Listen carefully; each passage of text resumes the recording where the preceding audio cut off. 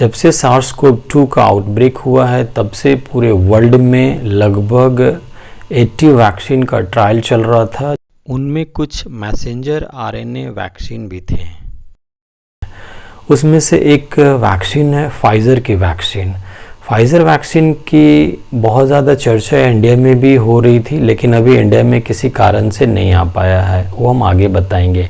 तो इस वैक्सीन की जो खासियत है वो ये है कि ये मैसेंजर आरएनए बेस्ड वैक्सीन है।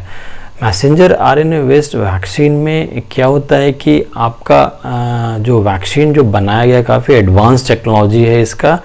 इसमें मैसेंजर आरएनए के साथ एक कंपोनेंट अटैच किया गया है, आरडीआरपी, आरएनए डिपेंडेंट आरएनए पॉलीमरेज है। इसको मैसेंजर आरएनए के साथ टैग करके लिपिड नैनो पार्टिकल में इसको इनकॉर्पोरेट कर दिया गया है, यानी कि नैनो पार्टिकल का एक लेयर बना करके उसके अंदर ये मैसेंजर आरएनए डाल दिया गया है और इसको एज अ वैक्सीन आपको दे दिया जाता है। तो यहाँ पे इसका जो मैसेंजर आरएनए है वो जब बॉडी के अंदर आपके जाता है, यानी कि आपके सेल से जब ये एनकाउंटर करता है तो सेल के साइटोप्लाज्म में चला जाता है। वहाँ पे जाकर के आरडीआरपी जो है, आरएनए डिपेंडेंट आरएनए पॉलीमरेज, उसके हेल्प से और आपके कुछ सेल के मशीनरीज के हेल्प से ये मल्टीपल कॉपीज़ बनाना शुरू करता है आरएनए का। उसके बाद जब कॉपीज़ बन जाने के बाद ये प्रोटीन जो बनाएगा आरएनए, वो प्रोटीन सेल के बाहर आता है। सेल के बाहर आने के बाद इम्यून रिस्पांस एक्टिव होगा। इम्यून रिस्पांस एक्टिव होने के बाद आपका जो टी हेल्पर सेल है उसके साथ ये एनकाउंटर करेगा। टी हेल्पर सेल के साथ फिर ये बी सेल को सिग्नल जाता है। बी सेल आकर के इस प्रोटीन को अपने साथ ये रिकॉग्नाइज करता है। उसके बाद प्लाज्मा सेल एक्टिव होगा। प्लाज्मा सेल इस प्रोटीन के अगेंस्ट में एंटीबॉडीज बनाता है। तो देखा गया है कि ये जो एंटीबॉडीज बन रहा है आफ्टर जो आपका मैसेंजर आरएनए से जो प्रोटीन बना वो बहुत ज़्यादा स्पेसिफिक है, यानी कि अगर आपका SARS-CoV-2 वायरस आपके बॉडी के अंदर एंटर करता है तो ये बहुत ही आसानी से उस वायरस को न्यूट्रलाइज कर दे रहा है।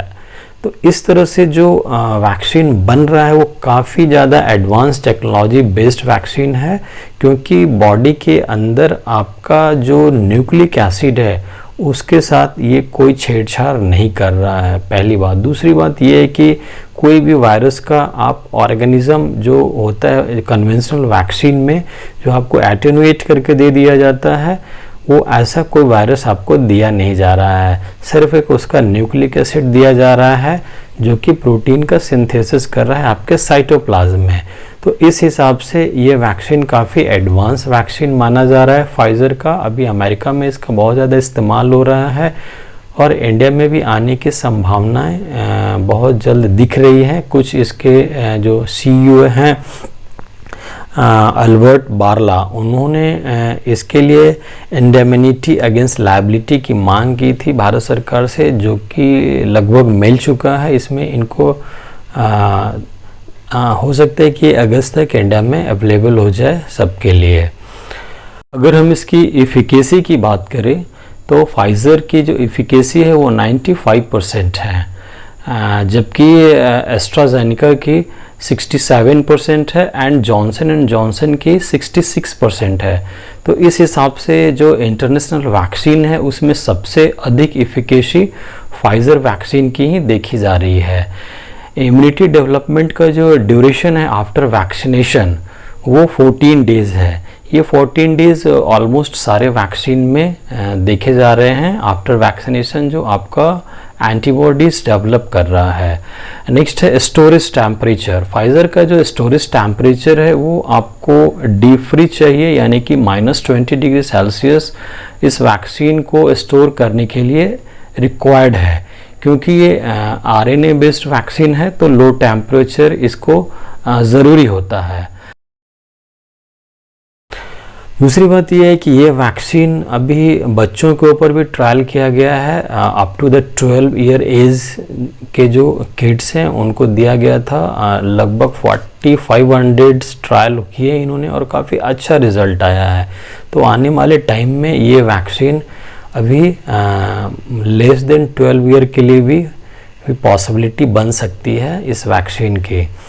दूसरी बात है कि ये वैक्सीन का जो एडवांटेज है बाकी सब वैक्सीन के कंपेयर में वो कुछ ज़्यादा है, और ये है कि ईजियर टू प्रोडक्शन है। अगर इसका टेक्नोलॉजी आपको दे दिया जाता है तो बहुत आसान है इसका प्रोडक्शन करना। दूसरा है कि इसमें कंटामिनेशन के चांसेस नहीं रहते हैं, क्योंकि सेल फ्री सिंथेसिस सिस्टम ये है, ये किसी सेल में आपको डाल के सिंथेसाइज नहीं करना है।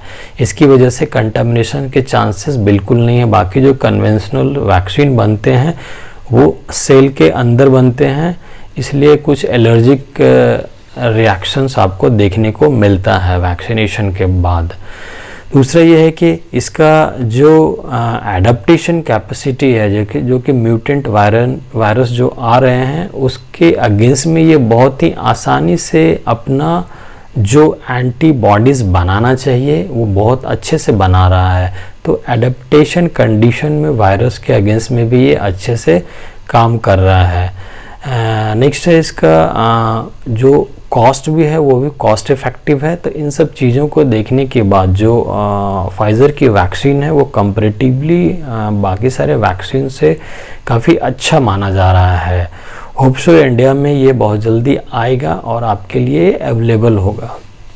साइड इफ़ेक्ट के बारे में जो बाकी सारे वैक्सीन के रहते हैं वही हैं। माइनर आपको फीवर आएगा या मसल्स पेन है, हेडेक है, और स्वेलिंग जहाँ पे आपको इंजेक्शन दिया गया है वैक्सीन का हो सकता है वहाँ पे माइनर स्वेलिंग हो, रेडनेस हो।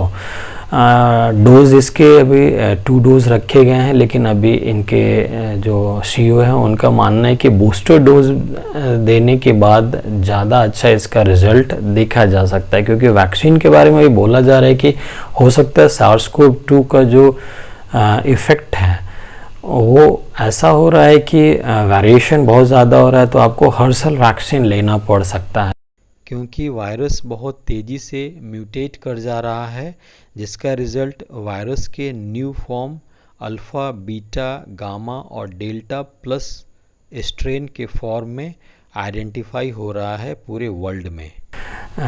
तो होप सो कि वैक्सीन इंडिया में बहुत जल्दी आ जाए। Thank you for watching my YouTube channel.